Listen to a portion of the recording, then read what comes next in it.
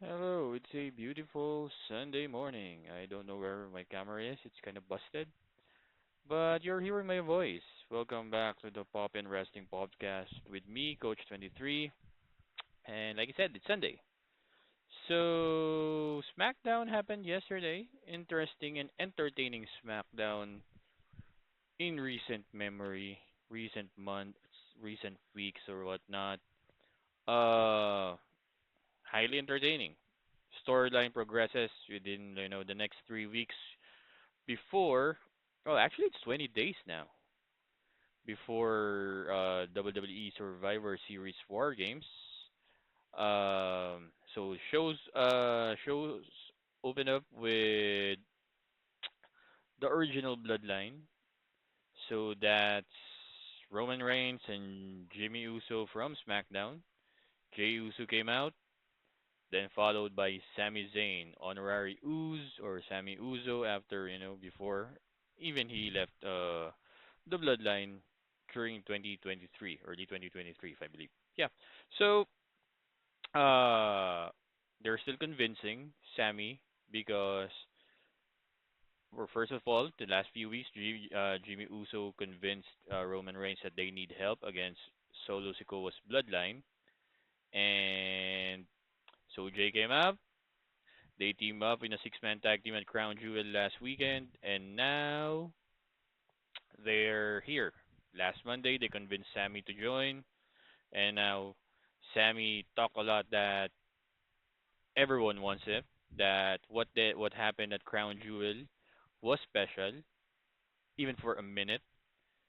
He's trying to convince Roman that even Roman likes that or like that what happened. That the band back together, and Uh, all he needed was an apology, and not for himself, but for Jey Uso. Maybe because of what and how Roman Reigns treated during their time in the Bloodline, especially initial Bloodline, because it was Roman, Jey, and Paul Heyman around 2020 when they started the Bloodline storyline. Then Roman went to, his typical Roman heel self of, he's sorry that he wasted his time with that. And he said no, Sammy's not blood. And Sami Zayn told Jay, I told you if these things happen, I'm out. He went out. Jay followed him, and they talked that at the backstage segment of why Roman wasted his time, talking to Sammy about him joining since they're not family, and Jay initially when before he rejoined the bloodline he said that if Roman talks to him, funny, he's out, and then he got one pass, but he was out, and so was Jimmy. So Roman was about to be alone in the bloodline tribal chief acknowledgement that will happen at the main event segment of SmackDown. So that's happened. Then afterwards, a couple of matches happened. Bailey against the Pixie Poison, current WWE Women's Speed Champion, Candice LeRae, and Bailey won in a good, decent match between the ladies.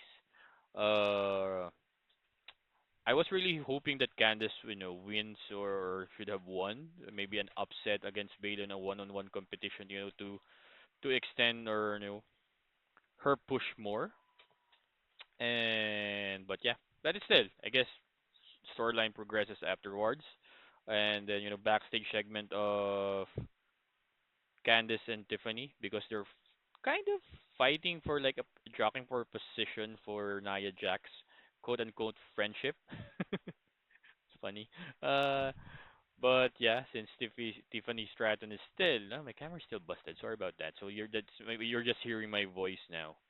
Um, Afterwards, couple of backstage segment, one with um Johnny Gargano congratulating. Oh, here again. My camera is okay now. So backstage segment of Johnny Gargano congratulating his mentor back then, Alex Shelley and Chris Sabin, Motor City Machine Guns, current and new WWE Tag Team Champions. Later on, they will be facing A Town Down Under. Supposedly, it was like a Grayson Waller effect segment, but they made it in a tag team match. Time constraint based on my observation, because of course, when you have talking segments like that, usually takes time, and match, preparing for a match is much shorter compared to a talking segment or a promo segment. So they made it a tag team match. Then Tommaso Ciampa is starting to reel back with his old Black Heart days of being a heelish character, justifiably, because they won the tag team championships earlier this summer, lost it after a month, after like chasing it for like a year and a half. Justifiably to be upset. Then this is one is actually one of the, I guess, a Lee fitting or producer Lee fitting type of segment of, interjecting one segment to another. So after, the segment between MCMG and DIY, Tommaso Ciampa was still talking to Johnny Gargano. Was like, you know what? Be prepared because we have a match later against Pretty Deadly. He walked out. After he walked out, camera panned in, and Randy Orton was just like coming out, all angry and all, and went to the ring. Called out Kevin Owens right here with this picture. I hope they have like uh create your own T-shirt. I like this. Kevin is right. I don't know if Kiko or Francis is right, or Coach 23 is right. I like this T-shirt. So it happened. Called out. This is actually one of the top two storylines right now on SmackDown. Bloodline and Kevin Owens. According to Michael Cole, Kevin Owens is delusional. But the thing is, all great heels, when I say great, I mean great. They speak the truth, as I told you a couple of podcasts ago. A heel is justifiably tells the truth. It's just the fans, who won't accept it, or even the baby faces. Happened with Drew McIntyre on Raw between against him and CM Punk, and now it's Kevin Owens against Cody and Randy. So Kevin Owens came out. P.T. Williams, Shane Helms was, trying to stop them out of from fighting. Jason Jordan was there as well. A couple of other producers and referees. Punch, punch, kick. Then I like when they were backing out Randy Orton. Kevin Owens, attack him, gingerly and kick him in the nuts, and executed a pile driver, a banned move from WWE because it was banned around even the 90s because of if if it isn't executed properly, you can break really someone's neck.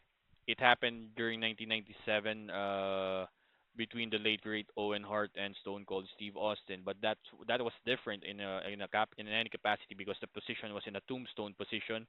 It's just like if you see the camera angle and the picture of how Owen Hart executed the pile driver to Austin, Austin's head was like really, if this is the knee and Austin head was like this, and then when sat out, it broke literally injured Stone Cold's neck, or even if people say broke his neck.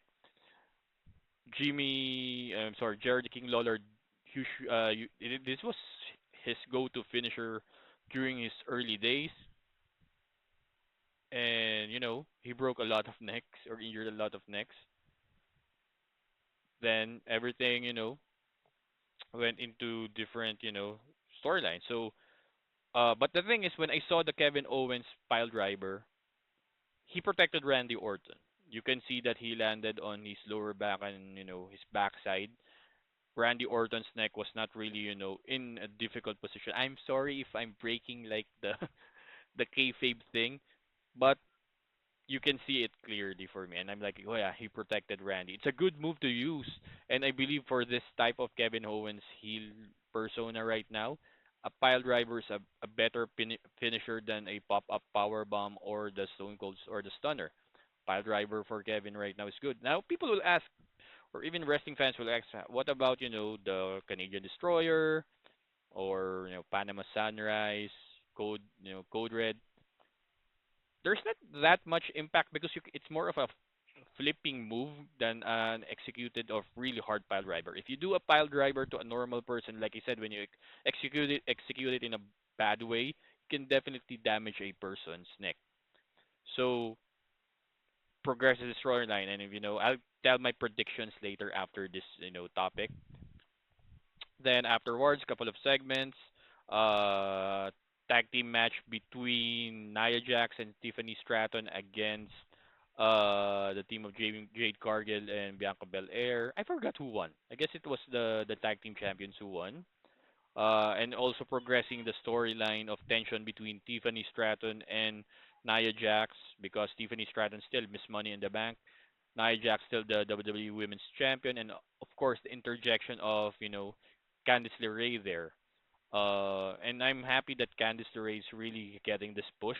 I'm just sad that Indy Hartwell is no longer with the company at all because I believe they will they'll have that great chemistry of like I said, Candice LeRae needs a bodyguard or heater type of character like Liv Morgan and Raquel Rodriguez. I don't know if that will happen or just for progresses, like I said, and join Nia Jax as well. Um, Afterwards, the short match between they're just cutting in and out of I'm sorry, Kevin Owens, the Randy Orton was rushed in a hospital, and I believe cervical cord injury, kayfabe, I believe. Cody Rhodes was there as well, joined him, and I'll tell you later what's funny about that. Then afterwards, yeah, like let's go back. Tag team champions. It's an untitled match between Motor City Machine Guns versus Eight Town Down Under. Motor City Machine Guns won, and afterwards they had a backstage segment of DIY challenging them. Tommaso Ciampa basically challenging DIY, but the Street Profits interjected and said they got next. So next week it'll be a tag team championship match between the current tag team champions Motor City Machine Guns against Street Profit, and main event segment time. Bloodline. So the Bloodline came out, and Jacob Fatu really cracks me up. I'll tell again later. I'll tell you guys again later. So uh, then afterwards, they called out Roman Reigns. Roman Reigns came out alone, and Roman Reigns was like, "You know what? I'll acknowledge you if you accept my one-on-one challenge match." And I like Solo Sikoa's persona now for this past month of mocking, being like, "Ha ha ha." He's really get. It's not really more of like a badass personality, but he's showing more personality compared before, like just like stoic assassin type of character. Now he's really mocking, how he mocks, how he gives this cowardly eyes whenever he's in a disadvantage. But yeah, I said no. I'm not going to accept your one-on-one challenge. But what I'll do is I want you, Roman, to five four other guys against the five of us at Survivor Series War Games. So Roman Reigns War Games. That's not what you want. You want to go to war, but there's only four of you. And then Solo Sikoa is like counted one, which is Roman, Tamatonga, Jacob Fatu, Tonga Loa, and their fifth member, Sami Zayn. Then Sami came out without music. He was just standing in the ramp. And afterwards, when Roman, turned his back on the bloodline, the Tongans attacked him. Jacob Fatu joined the fray, attacked Roman Reigns, tried to beat him up. Uh, then the Usos came out, you know, for Roman's back up. They were fighting the other three, the Tongans and Jacob Fatu outside. They got overwhelmed again, and Solo Sikoa was able to pick up Roman, and he was about to deliver a Samoan spike. But the thing is, he called out to Sammy like, come here. Want you to kick him in the face and all this stuff. Hopping, flopping of preparing for a Helluva kick, and he deliberately missed and hit Solo Sikoa instead. Then Roman was like, you know, kind of shocked or surprised. Then Jacob Fatu tried to attack Sami Zayn. Sami Zayn ducked, and Roman Reigns executed, a Superman punch on Solo Sikoa. I'm sorry, Jacob Fatu. Then Sami Zayn followed it up with a Luba kick, and then afterwards, they back the bloodline, the new bloodline retreated. The Usos joined Roman and Sami in the ring, and this happened. This picture above. So obviously, the original bloodline has reunited all competitors for there because back then, original bloodline was Roman, Jimmy, Jay, Sami, Solo Sikoa, and Paul Heyman. But Paul Heyman's not here yet. Solo has his bloodline. So basically, this happened.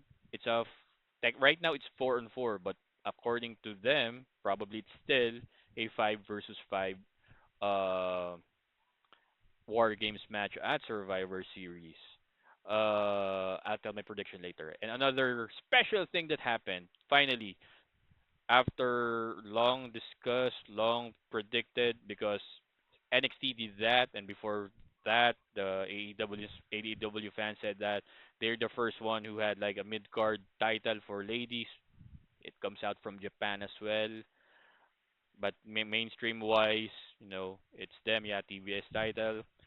But yeah, NXT did that with the North American Women's Championship. And right now, SmackDown. Nick Aldis announced that SmackDown will have its first WWE Women's Mid Card title, the United States Championship for women. Probably next week, hopefully. Adam Pearce will reveal for them about the USIC title for women. So who knows, right? Because they're really attracting women, especially right now. The influx of women in WWE NXT, and most of them probably will be called up for this. So there will be a lot of influx of, especially a couple of the wrestling news later. So yeah, congratulations to the women, and another women championship, and I'll tell some things later about this. So okay, point of view, the entire show, it's entertaining as I said compared to the last few weeks. And as I predicted around our group chat in the Worldwide Wrestling Society Facebook GC friends, that I predicted that the Bloodline storyline, in order for them to be successful in the build up until Survivor Series, they will jump from one show to another. It happened last Monday on Saudi when the Usos and Sammy, and right now Sammy is on SmackDown. Although Sammy and Jay Uso are Raw superstars or Raw talents, but I still think that come Monday when Jay and Sammy will be on Monday Night Raw, Bloodlines will still make their presence felt there and continue the storylines. Because like I said, it's only like 20 days now before Survivor Series, 2 weeks. So I guess they needed that build up. Um, Point of view is entertaining SmackDown. Storyline progresses from each segments that was shown yesterday. Bloodline still continues to deliver in terms of storytelling. Randy Orton Kevin Owens feud, finally, please, Triple H, if you're some of your social media folks are watching or listening even to me, I'll be honored if you guys do give me an uncensored match between Kevin Owens and Randy Orton. But I believe that they're going to on that path since the term "I'm protecting you from him" came out from Triple H's mouth a few weeks ago. So because he's protecting Randy Orton, who's like injury, not really injury prone, but just came out from like a back and neck surgery or injury against an unhinged Kevin Owens, a very dangerous Kevin Owens. Like I said, I like this Kevin Owens more, this heelish type of him being unhinged compared to his Ring of Honor days as Kevin Steen. This one is really a definitely a scary heel to watch. And I'm look at this year. I'm like either the uncensored match could happen between CM Punk and Drew, but they it like a special referee match, a strap match, and the Hell in a Cell. But right now, I hope and I'm predicting, prediction can be wrong, an uncensored match between Kevin Owens and Randy Orton, probably at Survivor Series as well. Um, Women's Championship, U.S. Women's Championship. This is kind of up for grabs because there are a lot of talented ladies on SmackDown. Either I'm looking at four talents probably could win this for me, in my opinion. So either for the four or even five, I could put Naomi, Jade Cargill, Bianca Belair, Bailey, and Candice LeRae. So either of those five are I'm predicting. So it's kind of not really a prediction much, but I'm seeing at five of those could win this first ever U.S. championship. You can interject it uh, for the Jade Cargill Bianca Belair storyline for them to have a title match probably in on at WrestleMania or at some point. Uh, Bailey could use this, to cement herself as really a legend in the women's division. Candice LeRae could use this as, to propel her at the top, as a U.S. Women's Champion, and even Naomi. So, who knows, right? And as far as for the Bloodline, now this is kind of tricky. I would like this Bloodline storyline or the four Bloodline storyline people because they said it's got probably five versus five. Prediction wise, for the OG Bloodline, it all only makes sense if the fifth member is Cody Rhodes for Survivor Series. Because one,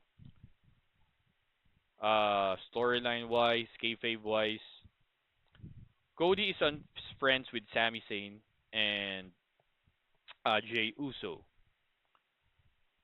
He teamed up with Roman at Bad Blood, and they even defeated Solo and Jacob Fatu. So it only makes sense that Cody is the fifth man for the original Bloodline team,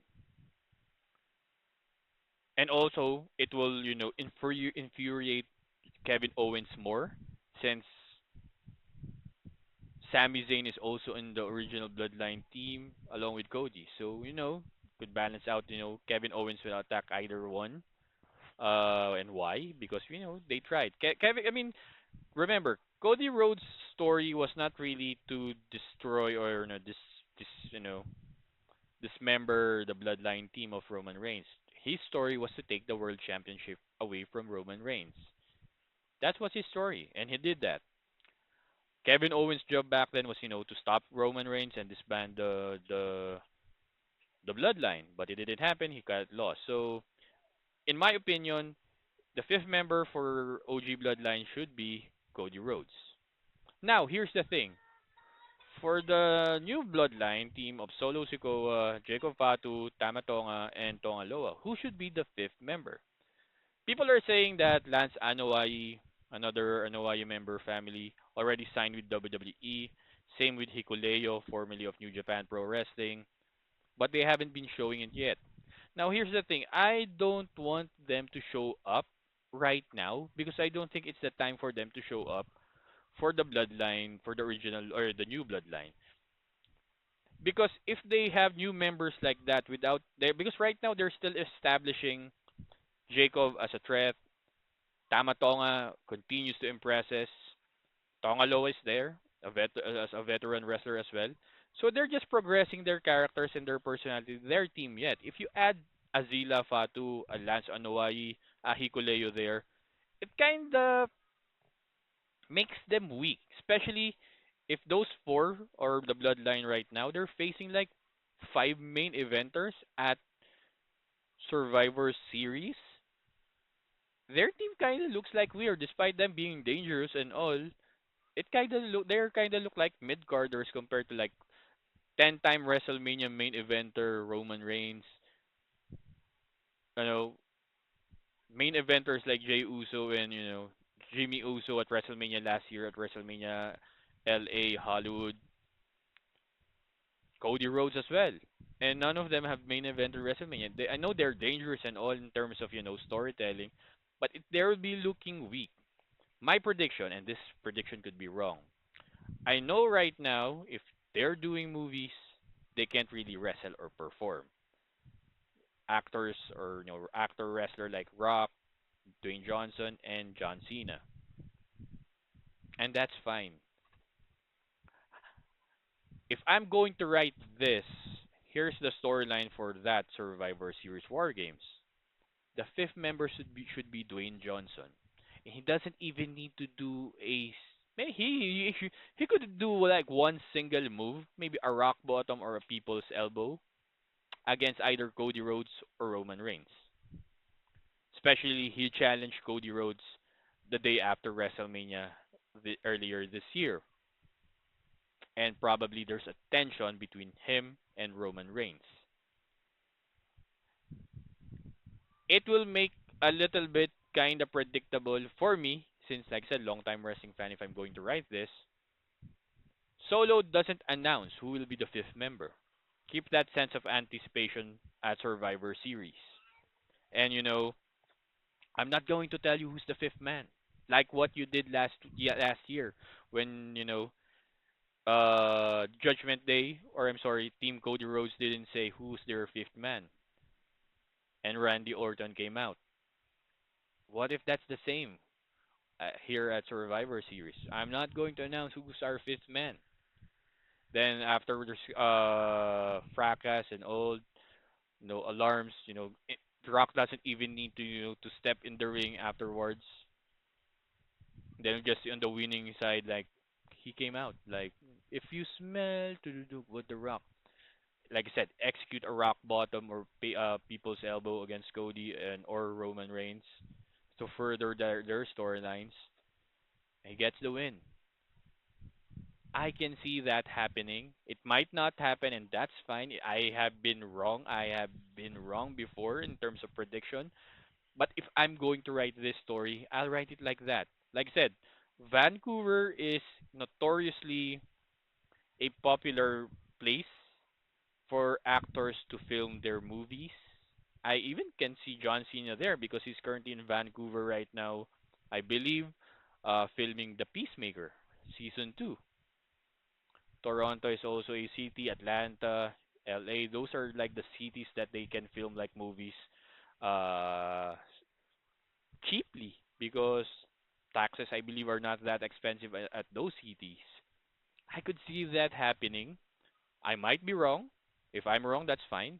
If I'm right, then wow, I can sense this going on. Um, but yeah, I can see The Rock as the fifth member, but without even him breaking a sweat, just executing a rock bottom on Roman or Cody. That's it. He gets the win. I can say I pinned Roman or I pinned Cody Rhodes again because he did that last earlier this year at WrestleMania. I pinned him twice. He could do that. So yeah, that's my prediction for Survivor Series for the next if I'm going to write it. If I'm wrong, then I'm wrong. But like I said, if they introduce Hikuleo, Zilla, Lance Anoa'i, I don't mind. But like I said, it kind of devalues the bloodline of their just new members against main eventers. Um, and this will be the first main event, most probably the first main event for guys like Tama and Tongaloa, because probably War Games will close up uh Survivor Series this year. Who knows? So yeah, that's my SmackDown review and prediction for Survivor Series and this ongoing Bloodline storyline, and Kevin Owens and Randy Orton. So next up on I guess this will be a short podcast, short vlog, whatever. So I was like looking at probably a second topic to discuss, but as I did 2 days ago with episode 16, I believe, um or 15, I believe. Oh, this is episode 16, so episode 15. I did the BPO tips and tricks. So I said that there are a couple of you need to find what niche campaign or account that you guys can could work on a BPO company. As I said, I love collections, debt collections, because it was my first campaign ever. And what I love handling debt collections, it's because it's a more free flowing type of campaign compared to a customer care, customer, or sales campaign, campaign, chat campaign. Chat would be the easier one because you don't need to talk, you just need to type. The only challenge on a chat campaign is, the seconds because you need to type like a lot of words or a lot of paragraph, especially if you're not if the campaign is more of a free flowing type of campaign or chat campaign compared to like cut and paste. But still, if you cut and paste, you still need to be fast.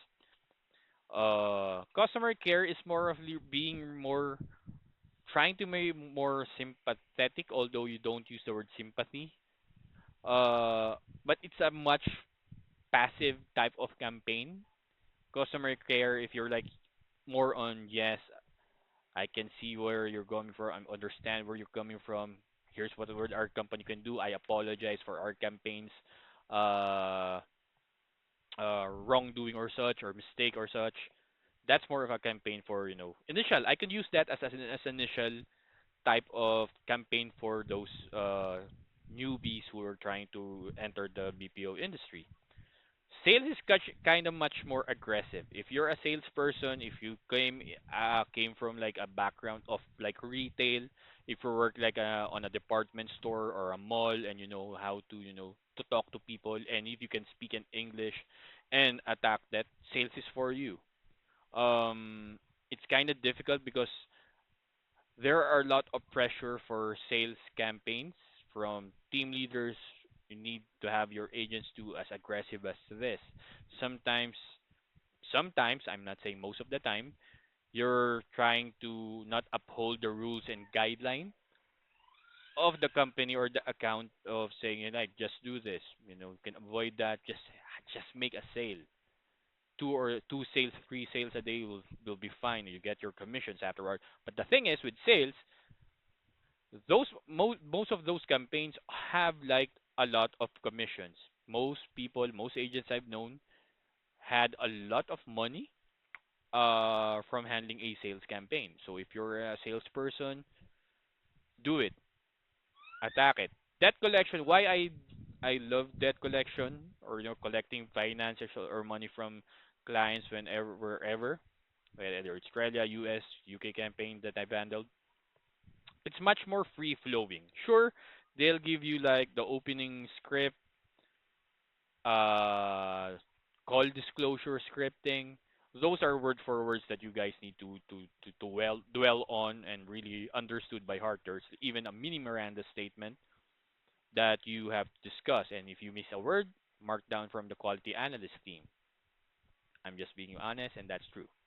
So, but the thing is with sales, it's much more free flowing. Um, it's not aggressive like the salespeople, and it's not passive like the customer care people. You're assertive. You're in the middle because I could further develop debt collections campaigns maybe in the next few episodes and or whatnot. But you can be more assertive to your customers and saying that what, if whether it's a car loan, a mortgage, no T, mortgage, or credit card accounts, it's their responsibility to make payments to you or to your company. So it's like they don't want to make a payment, but they need to make a payment because there are a lot of ground rules that they're breaking. There are a lot of impact on their credit scores of why they should make payments. So maybe I'll dwell on those several types of campaigns within the next few episodes, so we can have like another half of episode to talk to. And wow, this is probably my shortest podcast ever, with 34 minutes right now. Guys, thank you for watching, listening. Really appreciate it. Spread the word, subscribe, like my channel. Would appreciate it. Uh, but yeah, my kid is already crying, so I need to do something about it. So yeah, thank you for watching, listening the Pop and Wrestling podcast with me, Coach 23. Saying goodbye for now.